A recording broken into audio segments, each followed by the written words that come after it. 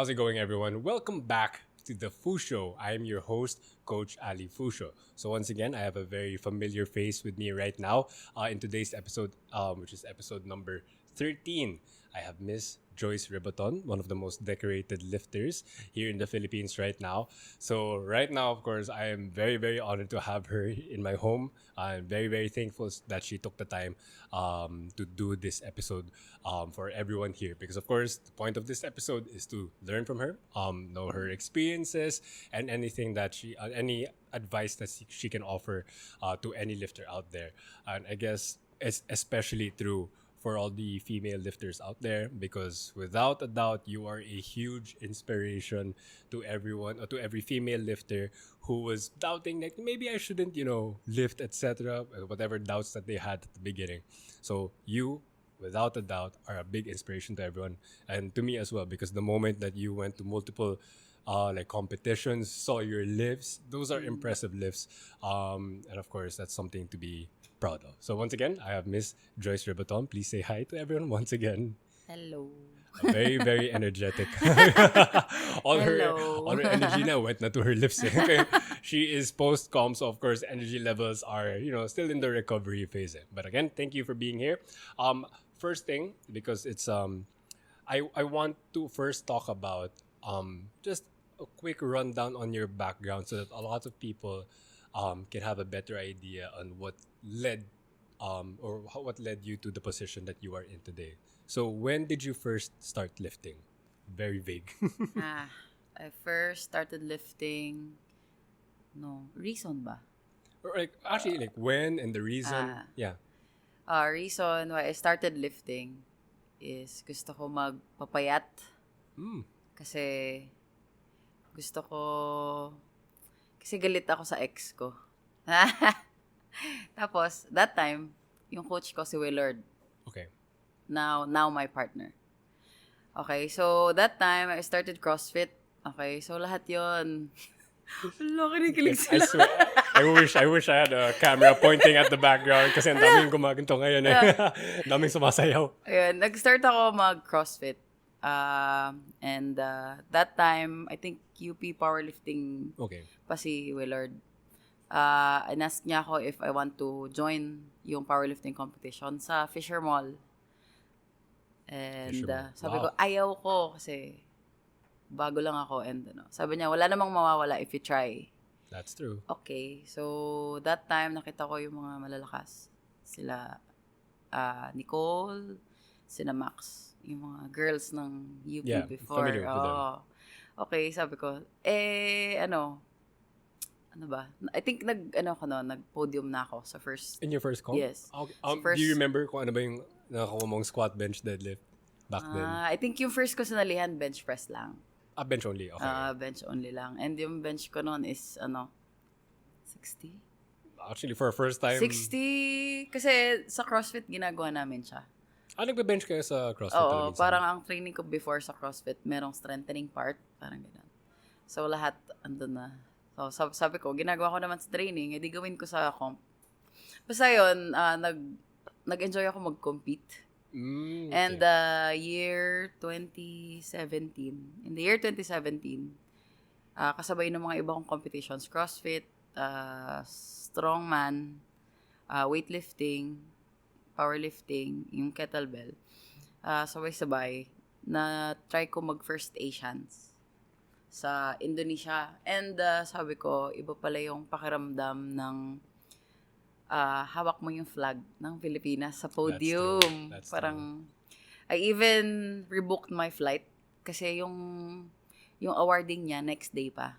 Okay. So okay, sabi ko, kailangan kasama ka. sabi ko parang gusto kong ma-experience na ako yung kukuha ng medal ko. And yung medal ko noon is bronze deadlift lang. Okay, so sabi ko, parang, syempre para sa iba, deadlift lang yon.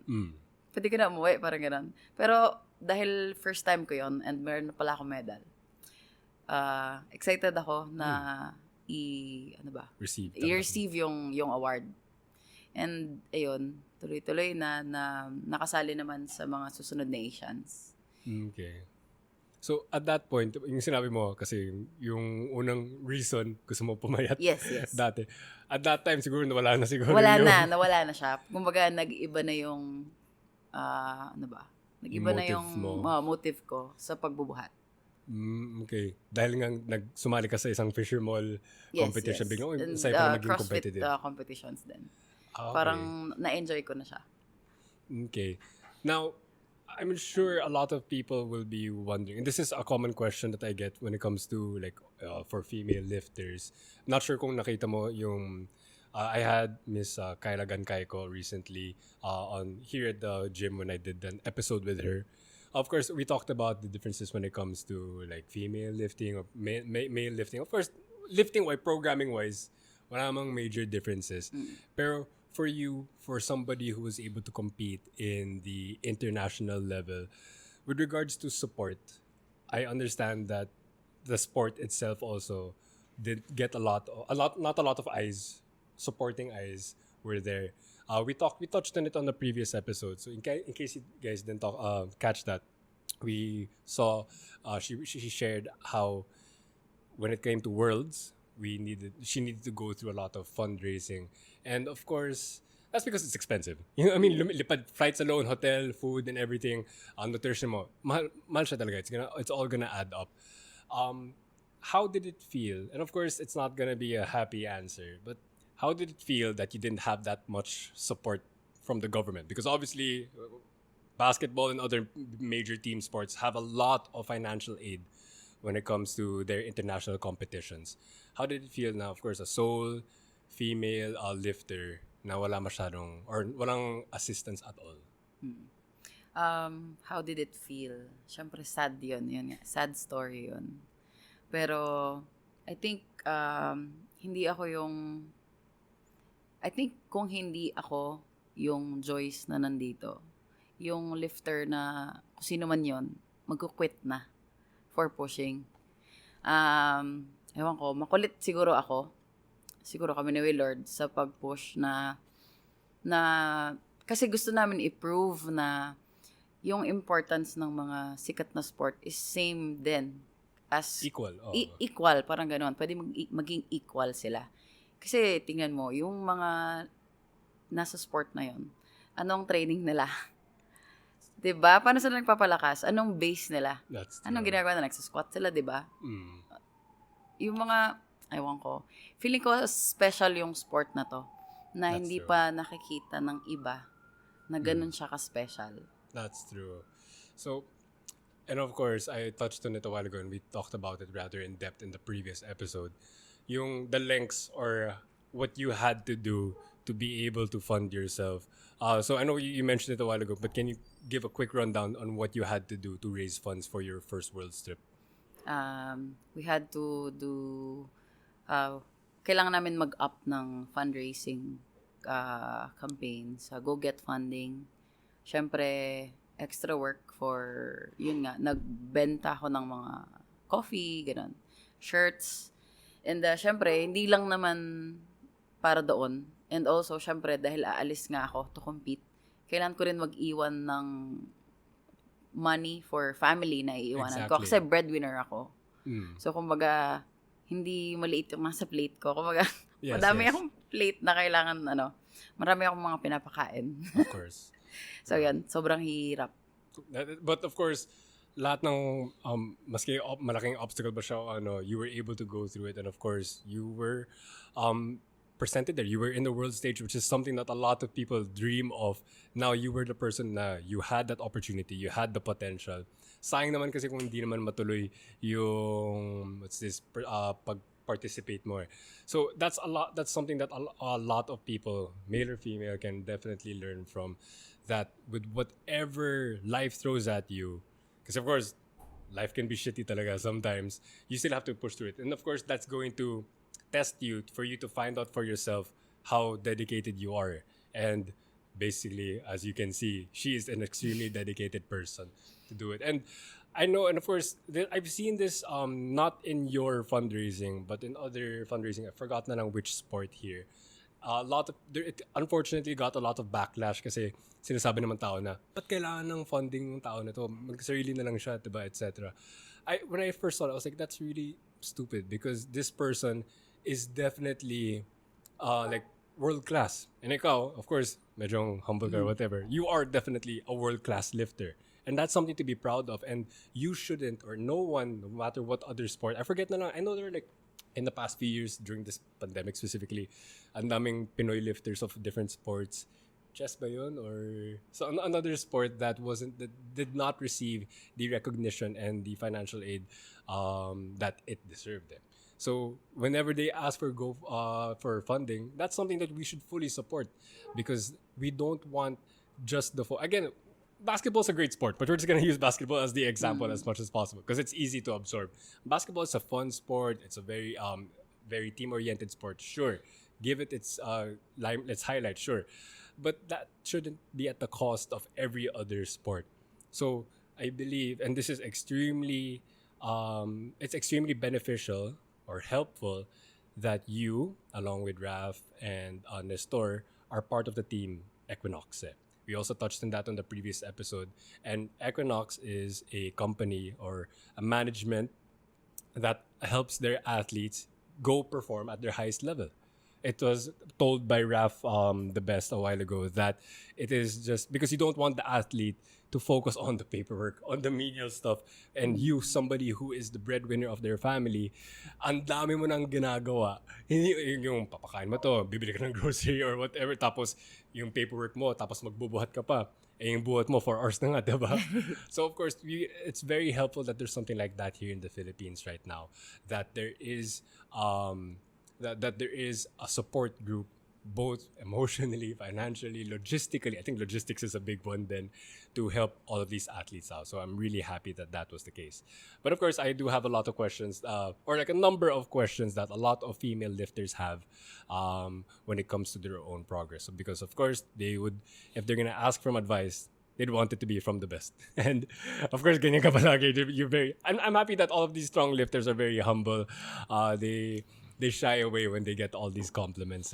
But alright, so the very first one, something I get quite often, whenever it is your period, just to be straightforward, how does that affect your training, if at all? Period and training. I think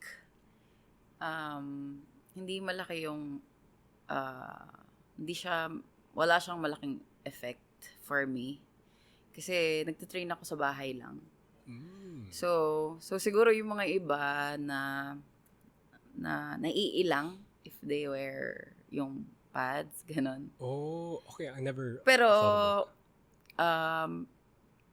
yung period plus competition, meron siyang something kagaya ng nangyari sa Sikap. Can you explain? Kasi some people might not have kasi sa Sikap, hindi ko in-expect na 7 days early yung period ko. So, medyo may konting stress waking up nung weigh-in day. Kasi over pa ako ng 0.65. 0.65? Yes. That's big, huh? So, normally, I think kung nag-water load ako and lahat yung weight cutting protocol ko, ginawa ko, normally, waking up sa weigh-in day, 76 na ako. And yung time na mag-weigh-in ako, bababa pa talaga siya. Minsan nag-74, 75 ako. Sa normal na yung cycle ko. Pero ayun nga, hindi ko na-anticipate na pwede pala siyang dumating ng 7 days early. Plus, syempre, merong mga unexpected na mangyayari sa comp mismo. So, last ako to weigh in kasi yung flight ko D. Pero, unexpectedly, pinagpalit pala nila. So, yung back-to-back kasi siya. So, yung time ng refeed ko and mas konti kaysa dun sa mga na-weigh-in ng una. Okay. Weird. So, syempre, yung mga ganon, kailangan natin mag-adjust. Hindi ka naman pwede mag-complain kasi organizers yung may sagot doon. Diba? Nandiyan ka na Okay, ikaw, adjust ka para wala ka naman magagawa . So, yun, I think sa training, okay lang kasi kahit gaano ka kalakas pumiga and all, kung ako nasa bahay lang ako. Pero yun nga, mentally iba siya sa competition. Kasi every attempt, ma-feel mo siya. Okay. Lalo na, depende ko anong day. Ako day 2 ako nun. So siguro, meron siyang slight effect. Okay, kapag sabay siya. May ibang mga like female lifter friends ka. Ano yung experiences nila? Like, of course, ikaw, you lift at home, so of course, wala masyado yung concern na yun.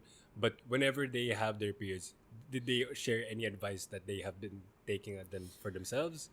Kasi of course, a lot of people might be working out not sa home gym. Kaya, ano yung napansin mong makatulong kaya? Ano ba? Wala ba akong female friend? Nagsishare na gano'n. Parang wala akong maalala.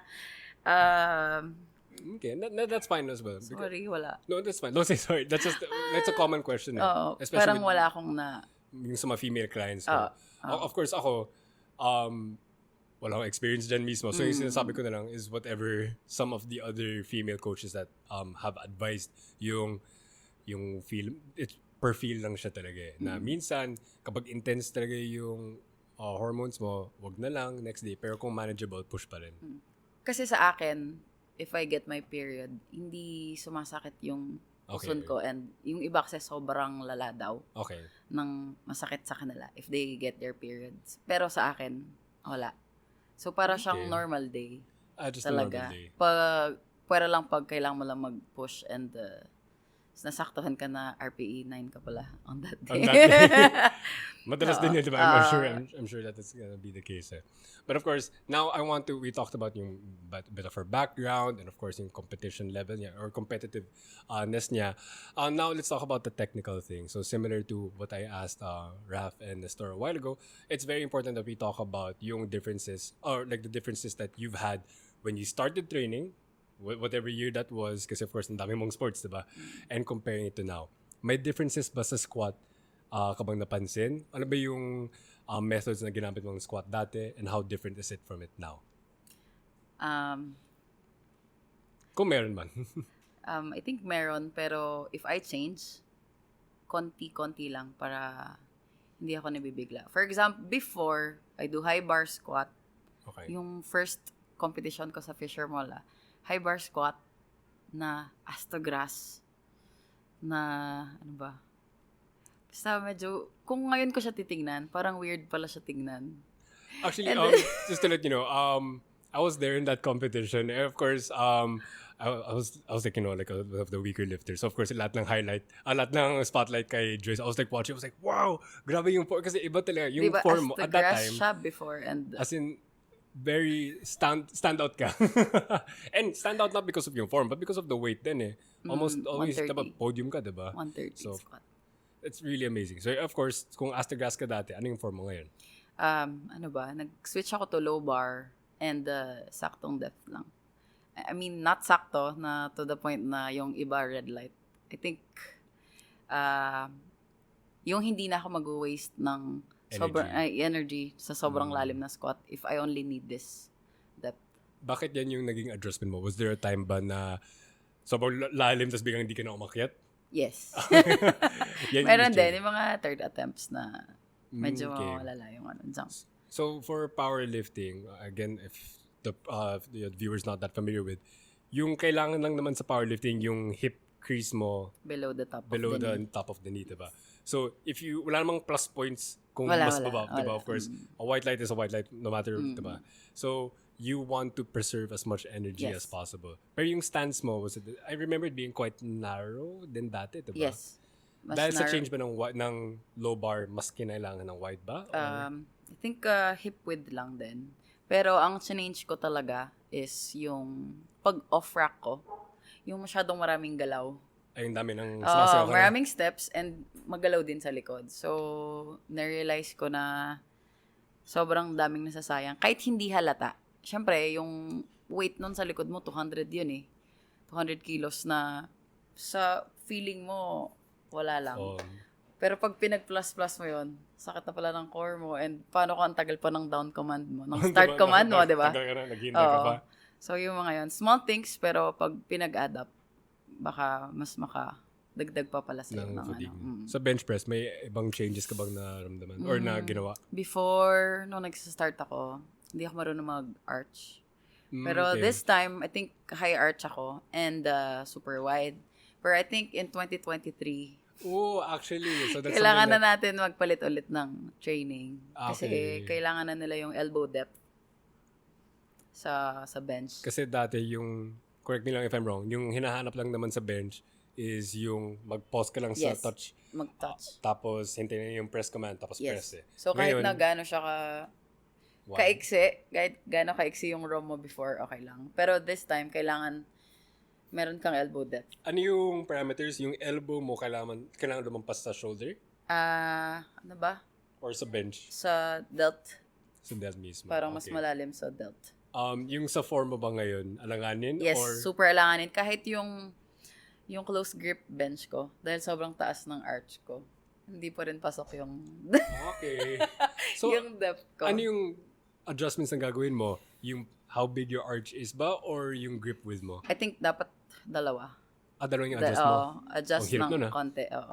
Pero dahil meron pa akong comp this year, so magsistick pa muna ako sa comp this year? Ilang? Ano ngayon? Asians. Nag-watch pa ako. Yes. September ngayon. Kailan yung Asians ba? And next comp is November and December. 2? Yes. Kaya pagod ka yata. Pero I think i-maximize yung chance na makamedal sa World Open equip. Okay. And yung Asians na last hurrah na pwede kami mag super wide bench. Kasi in 2023. So every competition sa 2023 dyan na mag-a-apply? Yes, start na. Okay. Kailan yung first comp mo sa 2023? Kasi of course, may adjustment phase ka nun eh. Baka June. Not sure okay, pa. So 6 months naman? Okay. Laking adjustment dun Yes. So I think marami namang mag-a-adjust. And it's not just you. Not just me. Marami. Kasi a lot of people say that like, it's cheating, etc. Pero it's the rule. I mean, you're playing the sport and each sport has its own rules. So you're well within yung rule, yung parameters ng rule. So good ka. Yes. Diba? It's not diba, a lot of people saying that sumo is cheating.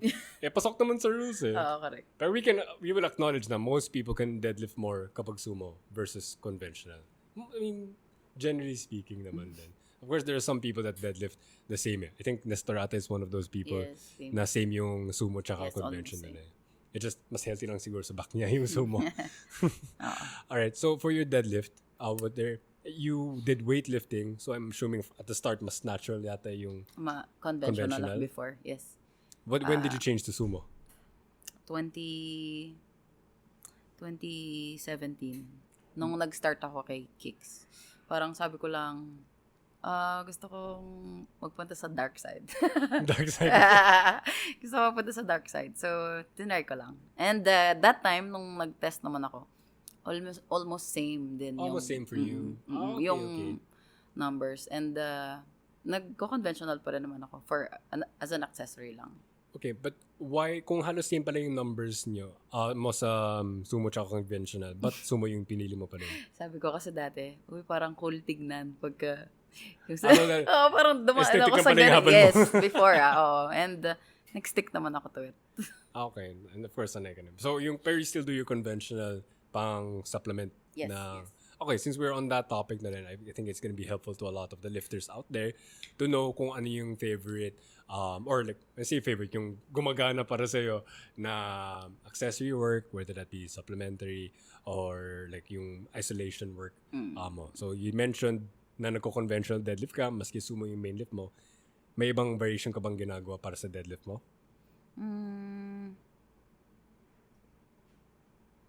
Lalim ng isip pa. Naisip ko eh.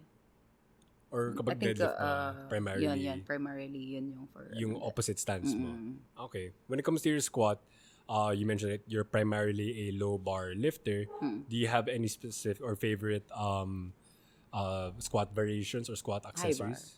High bar. High bar. So the opposite lang din. Yes, pa-same kami na Nestor. Okay. And I think that's something that a lot of lifters should understand on how effective. Just if you want to get good at something, do it. Diba? Yes. Of course, kung gusto mo gumaling mag-squat, mag-squat ka. Yung ibang, of course, may benefit. Definitely may benefit naman yung single leg, RDL, single leg squat, Bulgarian split squat. Lahat sila may contribute naman. Pero of course, kung yung goal ng sport mo is to be good at a specific lift, you have to do that as specific as possible. Pero of course, may konting variation here and there. Pero aside from high bar, may iba ka mang ginagawa na nakatulong sa squat mo? Ano ba? Or high bar lang talaga yung accessory Hindi, mo? meron akong leg extension. May leg extension? Or sa bahay? Sa home gym mo? Hindi. Pag ganun, pag meron kaming client na merong gym, Okay. so doon ko ginagawa yung accessory ko. Okay. Sa gabi na. So hapon ako nag-workout. Tapos pag meron na kami, punta na kami sa client, doon ko tinatapos lahat ng accessory ko. Okay. Pero for bench press, ano yung mga accessories mo? Dami akong bench. So sa 5 training days ko, lahat yun merong bench. What? Yes, merong Larsen, merong Spoto, merong incline bench. Slight incline naman. Hindi naman siya 90 degree or like Hindi 80 naman, degree. hindi naman. Slight incline. Like one notch lang higher. Okay. And ano pa ba for bench ko? Yan lang. So, yun, Larsen, Spoto, incline, low incline. low incline, and tricep extension. Okay. But sa 5 training days mo, bakit mo naisip na, or bakit yung pinag-usapan na mas maganda yung 5 bench days din? Feeling ko kasi pag bench, parang siya yung pinaka mabilis makalimutan ng katawan ko. So, if I miss it, kunyari, hindi ako nag-bench ng 3 consecutive days or 4. Feel mo? Parang, paano nga ba to? Parang May gano'n. may kalawang na. Parang, paano nga ba to? Okay. So, yun. Okay. So, ngayong naging frequent bencher ako, naging 110 sa comp yung bench Which is ko. really, really Kasi, impressive. lagi, before, if I train na mataas ko na bench sa training is 112. Naka 112 ka sa training. Okay. May hit ko lang sa comp is 105. So, this time, naka 110 na akong Spoto and nagawa ko siya ng competition. Okay. Paano yung Spoto mo? Kasi I know a lot of people say na, there are a lot of different variations ng Spoto. Ano yung sa'yo? Yung 1 inch, 2 inch? 1 inch. Okay. 1 inch. Tapos ilang pause yung... 1 second pause. 1 second pause. Okay. Ang galing Like yung 1 inch na yun, of course, mas mahirap yun eh. Okay. So, pinensya mo na 5 times a week yung bench mo. How often naman yung squat tsaka deadlift? Squat 2 times. Deadlift 2 din. 2 din. So, may solo bench day ka ba? May solo workout day, training session na merong 1 day na accessory day lang. Okay. Pero grabe yun 5 times a week na benching. Yes. Pero of course, yan yung before kasi, of course, 3 times or 4 times ka. Nung nag-switch ka ng 5 times, dyan ka na, of course, umabot na sa 110 mo. Yes. Sinubukan mo ba yung 5 times na deadlift? Feeling ko pagod. And, may magsasurvive pa dyan. Wasak pa siguro yung likod nila eh. Okay. So, I really, really like that. Kasi of course, frequency ng buhat mo, ng squat, bench, or deadlift, depende naman din sa needs ng tao. Yes. So, for you, sinabi mo na medyo nangangalawang ka na kapag 3 days na hindi ka nagbe-bench. So, you and your coach decided na mag 5 times a week na lang din. Okay. So, aside, or do you do any other accessory work na hindi directly squat, bench, and deadlift? Or do you still do any of, because of course, ang dami mong sports na binanggit kanina. Do you do them once a week in a light intensity or strictly powerlifting ka na ba? Strictly powerlifting. Okay. Ano yung accessories mo para sa upper back? Lat pull down. May lat pull down kayo sa bahay din? Dun sa client. Okay, good. Okay. So, pag merong time na hindi kami magtuturo dun sa client, sa commercial gym, parang kailangan talaga gawin ko siya. Okay. Actually, napansin ko sa post mo online, yung home gym setup nyo, calibrated yung plates nyo, no? Anong plates nyo? Eleiko. What made you, and of course, a lot of people, especially like people that don't powerlift at the highest level, they don't see the benefit of calibrated plates. Kasi naisip lang nila na pwede man din yung pinakamurang mahanap lang sa tabi-tabi. Ano yung difference para sa'yo? Like what made you like make that decision na calibrated yung bibili natin para sa home gym? Sabi namin ni Willard na gagawin namin to for so long. And parang tinatry ko siyang gawing career. So, kailangan yung standard is same level sa kung ano yung gagawin mo sa competition. So, nag-invest kami sa LA ko nga. Kasi, of course, that's not cheap. Oo. Medyo mabagit yun eh. So, little kwento. Yung LA ko namin, nabili namin ng 2020 ba? Or 2019. Pero hindi namin siya agad nakuha. Dahil nga yung taxes and sobrang mahal. Naiwan ba sa customs? Yes, yes. So, kailangan namin mag-ipon para makuha namin siya. Oh my so, parang, sabi ko sobrang mahal. How long ba? Diba? How long siya nasa customs? 1 year. 1 year? 1 year, di ba? Hindi, mahal din yun eh. Mahal kasi mahal. Mahal. Kasi yung presyo nila sa bigat, diba? Or sa laki ng box? Sa box Both. yata. Sa box. Sa box. Kasi by sea. Sa bigat. Pero, kasi logistically, mahirap din igalaw nila eh. So, mas mahal yun. Yes. Okay, pero ano yung bar nyo? Eleiko din. Pero hindi yung performance bar. Performance. Hindi siya yung powerlifting spec na yung merong sticker. Nafe-feel mo ba yung difference? O parang same lang? Hindi. Parang pero kapag okay yung lang plates, ramdam yung difference ng plates na. Sige, can you let the viewers know? So, what difference, aside from it being as similar as possible, ano yung pakiramdam ng calibrated plates versus, let's say, super thick bumper when you do the squat, bench, and deadlift? If I train sa commercial gym, yung mga thick bumper plates, meron siyang whip na nakakatulong sa akin when I go up from yung sa squat nga. Sa squat nakatulong yung whip sa'yo? Oo. Parang pag-bounce na ng konti, pag nasabayan mo yon yung timing na yon mabilis kang makakaangat. Oo, yes. Okay. So, bench nakatulong ba? Parang hindi masyado, no? Hindi. Kasi maiksi yung ano ko. Range of motion. Sobrang iksi lang. Pero legal. Legal naman eh. Sa deadlift, how does calibrated plates help you? Or like, ano yung difference sa bumper plates? I think nakatulong yung calibrated sa akin na naset niya yung proper expectation sa akin kung gaano ko siya katagal dapat hintayin umangat sa ground. Kasi di ba pag compact yung plate, parang yung bigat niya andito lahat sa'yo. Okay. So, ang tagal niya umangat. Unlike pag bumper, angat mo lang muna yung feeling ko mas madaling iangat yung bumper plates. Kasi yung bumper, kapag may whip na, yung first plate, nakaangat na. Yung innermost plate, angat. Oh, yes. Unlike yung compact siya, na malapit siya lahat sa'yo. So, parang halos slight block pull yung bumper plates. Okay, so, to a lot of people, that difference might not mean a lot to them. Kasi of course, kung di ka naman competitive, I think, dapat you go for the cheaper option na lang or whatever your gym has. But of course, if you're competing at the highest level, it's extremely, extremely important that yung training conditions mo is as similar as possible to your, the actual game day conditions eh. Yung flooring din nyo, carpet din, diba? Yes. Diba? So, pero yung DIY lang yung mga. Paano ginawa nyo? Kasi of course, competition, malaking carpet yung normal eh. Carpet. Ano yung carpet nyo? So, yung space namin, hindi ko alam saan bumili si Willard. Parang dito na sa Manila binili yung carpet na yon. Parang same material siya nung kung ano yung LA ko. Pero, saan yung galing Willard? Sa Wilcon? Marketplace. Marketplace lang? Pero yung patong-patong na is parang high density plywood. Plywood yung gitna. Tapos mat.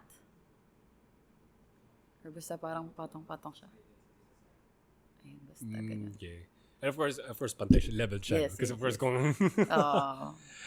So, basically, yung conditions nyo, everything from the Eleiko bar, Eleiko plates, perfect flooring, that's gonna help set you up. And I noticed, parang minsan, nagsisinglet ka din ata sa training na minsan. And that's really important eh.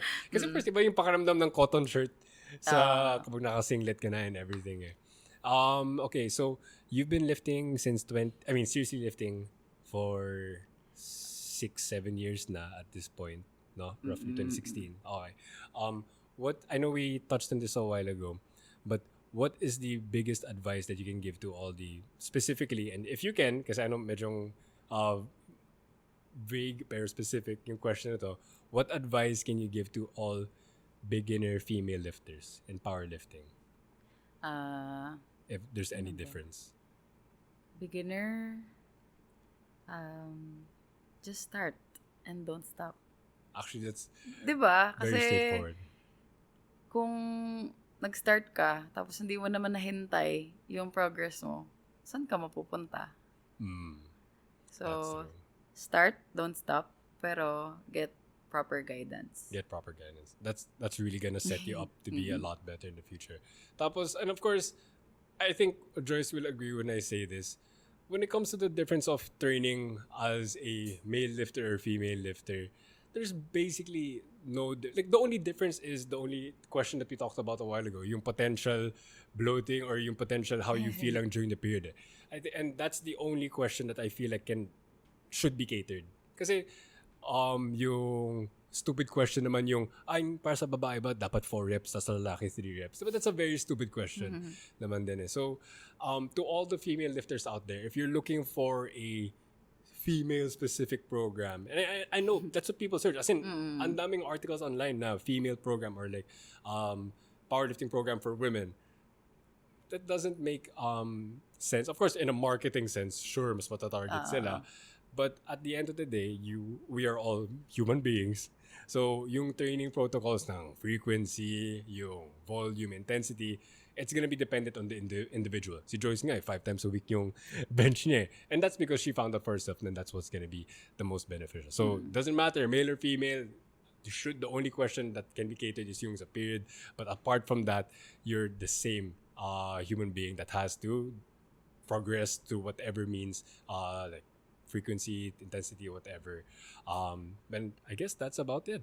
I'm very, very thankful to you, Joyce, for taking the time because, of course, again, I'm going to say this time and time again because you do deserve all the praise. You're definitely one of the most decorated lifters, and it hasn't even been a decade yet. And you've achieved so much for the country. I mean, for yourself, of course, but for the country has definitely, I'm pretty sure, in a wide community sense, you have made a strong impact to be able to inspire a lot of people to start. And of course, hopefully, a lot of female lifters will be inspired by this as well. And possibly, a lot of people have already yung similar na gusto nang magpapayat sa gym. Tapos biglang na in love na, yung barbell pala pwede din sa babae. I'm pretty sure, nakausap ko ang daming tao na ganun, diba? And you realize that lifting is for everyone. Yes. No matter how old you are, or what your background is, lifting is for you. Getting stronger is never going to be an issue. Diba? Unless looking for pant size. Kasi parang yung size ni Rap parang laki. But I guess that's about it. Thank you, Joyce, for being on this episode number 13 of the Foo Show. And thank you to Team Equinox. Everyone here is still behind the camera. It's been a long afternoon. Definitely appreciate all their efforts. All right, I'll see you guys next week.